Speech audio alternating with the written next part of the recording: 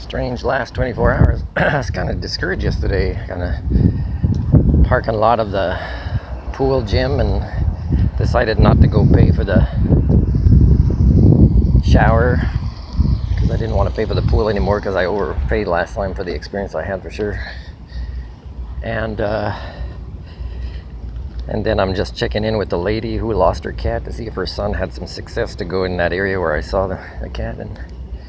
And then the phone rings. It's the city of Prince Rupert who say I've been approved for the discount. This has happened before in the past when you don't hand in the paperwork because you can't sometimes because you're homeless. But you're there a long time and they approve you just because you've been around and you make people laugh and you're polite.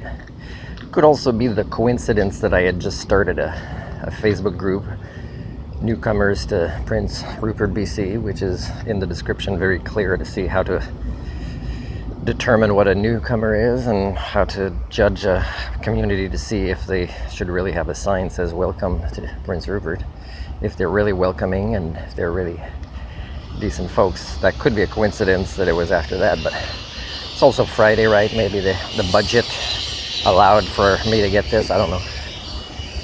Anyways, so I go to the pool at the end and it kind of made me happy, right, to be approved. And they say, oh yeah, and you'll be able to apply this for going to badminton. And I didn't say it, but badminton is my favorite sport. I think it's the best sport in the world and I'm passionate for it. So I don't think I want to keep going to badminton there in Prince Rupert because there's a particular individual, and of course, because his type of pathologies have been passed on. I've never known anybody who could kill my joy of badminton like this person. It's just, or destroy the sport. So I told her, I said I'd just be looking for maybe more like a volleyball in the fall, indoors. Hopefully not the same kind of clique, unwelcoming folks that I saw play outside. And anyways, it still made me happy but man, the night's sleep is just, again, tried to go to the bathroom early this morning and the pool didn't open till 10, and I'm not sure if it did open after that or it's reserved for a party, I'm not sure. Barely make it back to my motorhome to poop there, and of course it makes a smell. Even if I wrap the plastic right away, the smell comes out of the plastic, or pee in a plastic thing twice, and I think I might be dying from what's happening with my digestion, or really bad irritable bowel syndrome, I don't know.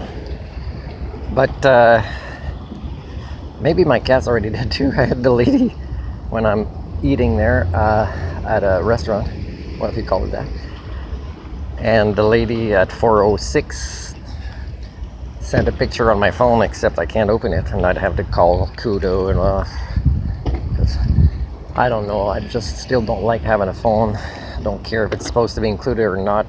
A picture and a message just to have to deal with a phone company is so annoying from so many past experiences that are annoying, and you can't expect tech specialists to really act like tech specialists. They're not problem solvers at heart, and they think you're too dumb to understand when really you can prove their communication skills will never improve because their assumption skills are off the charts.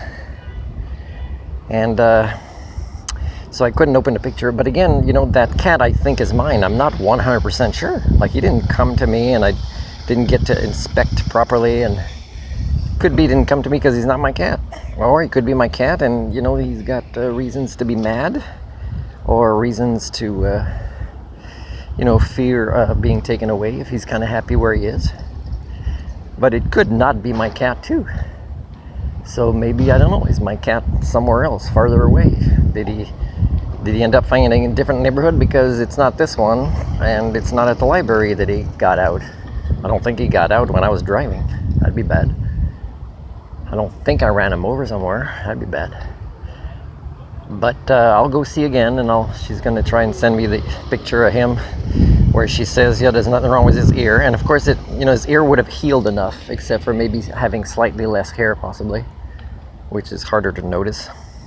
So it could still be him. We'll see. Anyways, this restaurant, because I wanted like real food or a variety of food, and I asked what's the most popular items, eggs Benedict or something else, corned beef, which is kind of, so I gave feedback at the end because I said extra cooked, well done, yeah, extra toasted. She writes it down and she comes back so quickly, it's like fast food.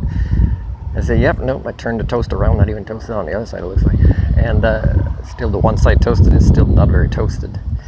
And, you know, the potatoes don't look very cooked.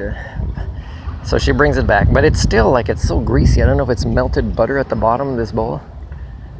And it's mostly potato and, you know, peppers, which I'm trying not to eat or I'm not that fond of. And very little of the corned beef thing, very little of the hollandaise sauce. The egg was okay, but, and a small portion too. So even if I'd liked it or was excited by that choice that supposedly is popular, so you can tell the redneckism if this is one of the most popular. And then I'm asking what the buffet items are. It's like, oh man, this is so redneck. Really no difference between fast food. I'm sorry to say also that, anyways, I'm gonna finish up with this topic, and that's enough for today, I think, is when I'm there, I noticed somebody from Kitkatla that was somebody that was assisting me. There was the person I could ask things to. And it was really, really nice at the beginning, and then suddenly it became not nice. And that's kind of when you know, backdoor lateral violence decisions are made. That, let's say I'm not a good conformist because I walk the talk of who I claim to be, you know, learner-centered, for example, is I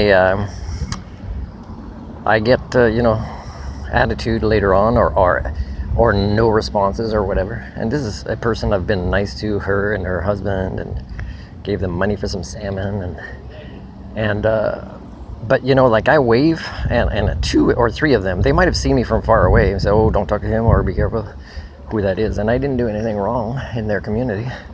But when I wave, you know, at least one of the kids that noticed should have said, hey, mom, dad, do we know this person? But no, you know, I would have asked, hey, are the students enjoying the new instructor? Just to find out, is there a new instructor? Did the students give up on you? And because you gave up on them. And so it, you know, it's discouraging. The meal's not worth the money, and then you know, there's no, if you don't like the food, and then there's no possibility of enjoying a conversation, let's say with people from the Philippines or from India, where the priority, I mean, it's measurable. It's measurable. It's more about the quantity of transactions than the quality of the experience. It is. I'm sorry. It's measurable. Now, if you measure this, let's say 10, and you find 1 was the exception, again, you just proved me right. You can't say, hey, that exception makes you wrong. No, I didn't say it's 100%. I said these are cultural patterns. And of course, if you know, a business is mostly from India or from the Philippines, or not, but still they dominate, or they're owners, people don't challenge that even if it's not fast food related restaurant, it becomes fast food type style of low quality. Yesterday, because the first place I went to inspect for karaoke on Thursday is, whoa, just overhearing the karaoke host, who may or may not be part of the owners or management, and then the main bartender lady, overhearing them is, it's not a place I want to support, so I didn't go back for karaoke. I just, the attitude and the, you know, the semi-honesty when they try to encourage you to come, what they say is very vague and, oh, great people or whatever, but never really answering questions, you know, at, let's say, high school graduation level. Now, it could be they graduate from high school and they are capable, they just don't choose to. So I was really put off by just what I was overhearing, their kind of language, talking about others.